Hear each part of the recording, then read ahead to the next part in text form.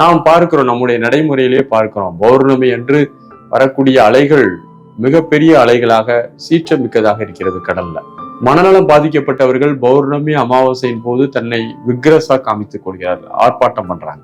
பூச்சிகள் இதெல்லாம் கடிச்சவங்களுக்கு உடல்ல தோள்கள்ல தடுப்பான விஷயங்கள் வருகிறது. மரண தருவாயில் இருக்கக்கூடியவர்கள் பெரும்பாலானோர் அமாவாசை பௌர்ணமி என்று இறந்து போவதை பார்க்கிறோம்.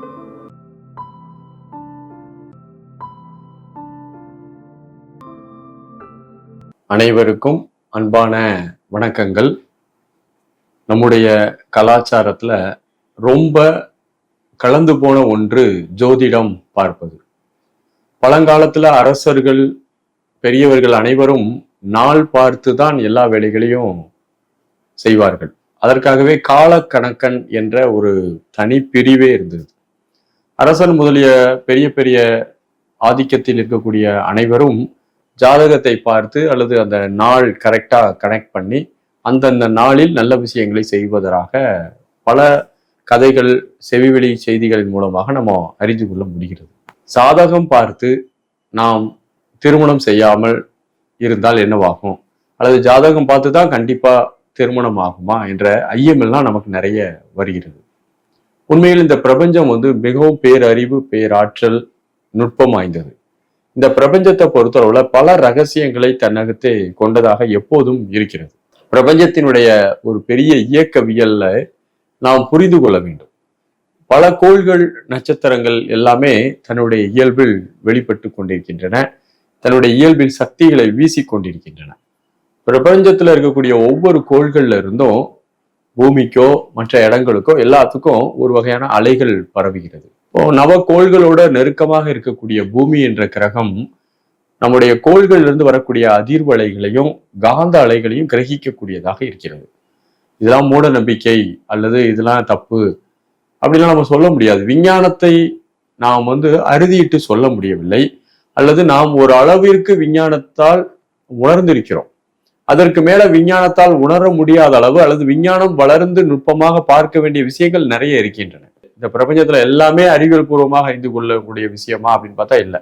ஓரளவு அறிந்திருக்கிறோம், இன்னும் அறியாத பகுதியில் நிறைய இருக்கிறது என்று நாம் பொருள் கொள்ளலாம்.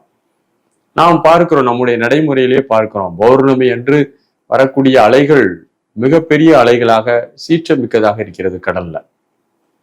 மனநலம் பாதிக்கப்பட்டவர்கள் பௌர்ணமி அமாவாசையின் போது தன்னை விக்ரஸா காமித்துக் கொள்கிறார்கள், ஆர்ப்பாட்டம் பண்றாங்க. பூச்சிகள் இதெல்லாம் கடிச்சவங்களுக்கு உடல்ல தோள்கள்ல தடுப்பான விஷயங்கள் வருகிறது. மரண தருவாயில் இருக்கக்கூடியவர்கள் பெரும்பாலானோர் அமாவாசை பௌர்ணமி என்று இறந்து போவதை பார்க்கிறோம். மனமும் அன்னைக்கு வீரியமாக இருக்கிறது.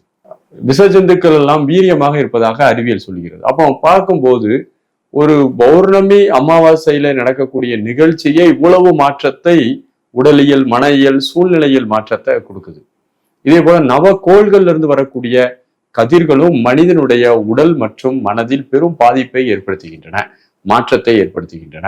இதை கண்டு கொண்டு அறியக்கூடிய ஒரு அறிவியல் முறையை தான் பழையங்காலத்துல நம்ம என்ன செய்யறோம்னா ஜோதிடம் என்று அழைத்தார்கள். நவக்கோள்கள் எப்படி இருக்குதோ அந்த நேரத்துல ஒருத்தன் பிறக்கிறான், பிறந்த பிறகு அந்த கோள்கள் இடப்பெயர்வு ஒன்று தூரமா போகுது அல்லது பக்கத்துல வருது. இதனால அதுல இருந்து வரக்கூடிய அதிர்வுகளின் மூலமாக உடல்ல ரசாயனம் மற்றும் வேதியியல் பல மாற்றங்கள் ஏற்படுகின்றன. உடல்லே ஏற்படுது, மனதில் ஏற்படுது.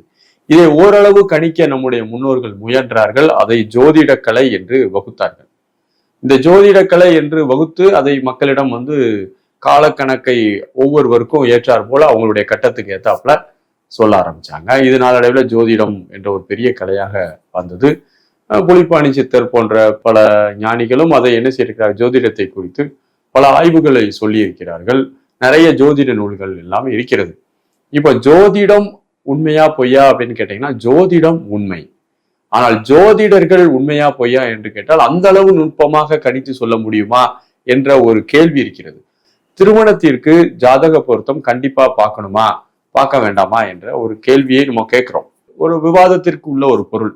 முற்றும் நான் ஜோதிடம் தெரிந்துலாம் பேசல, ஏன்னா எனக்கு எல்லாமே தெரியும்லாம் நான் சொல்ல மாட்டேன். ஜோதிடத்துல எனக்கு அந்த அளவு ஆழ்ந்த அறிவு அல்ல.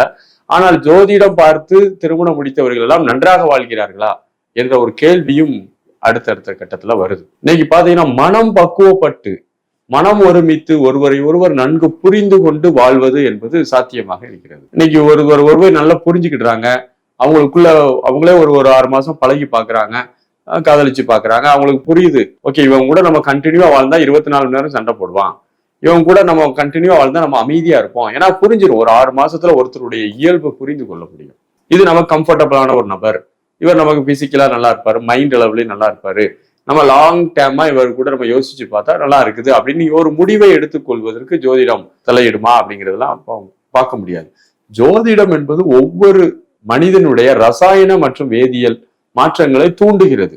அதனால் அவருடைய உடல்நிலையில மனநிலையில பல மாற்றங்கள் வருகிறது. இதற்கும் திருமண பொருத்தத்திற்கும் நம்ம பெரிய அளவுல நம்ம கனெக்ட் பண்ண முடியுமான்னு தெரியல. சோ மன பொருத்தம் இருக்கும் போதும் அறத்தையே மையமாக வச்சு வாழக்கூடிய ஒருவனுக்கு ஜோதிடம் பாதிக்குமா அப்படிங்கிறதுல நம்ம எடுத்துக்கொள்ள முடியாத ஒரு விஷயம். அது இன்னும் பல ஆய்வுகள் மேற்கொள்ளக்கூடிய விஷயம்தான். அது விஞ்ஞான ரீதியான ஆய்வுகள் மேற்கொள்வதற்கு இன்னும் நாம் பல வழியில முயற்சிகள் மேற்கொள்ள வேண்டும். அப்படி முயற்சிகள் மேற்கொள்ளும் போதுதான் இதை குறித்த ஒரு தெளிவான ஒரு செய்தியை நம்ம மக்களிடம் சொல்ல முடியும். இப்ப என்னுடைய நம்பிக்கையெல்லாம் விட நீங்க மன பொருத்தம் நல்லா இருக்குது, ஜோதிடம் பார்த்து திருமணம் முடித்தவர்கள் அப்படின்னு பாத்தீங்கன்னா அவர்கள் எல்லோரும் 100% மனக்குறை இல்லாம ஹாப்பியா வாழ்றாங்களா அப்படின்னு ஒரு ஆய்வுகள் நம்ம மேற்கொள்ளணும். நம்ம எந்த ஒரு விஷயத்தையுமே டேட்டா பேஸ் பண்ணி தான் நம்ம ஆராய்ச்சி பண்ணணும். ஒரு சர்வே எடுக்கணும், மிகப்பெரிய சர்வே எடுக்கணும்.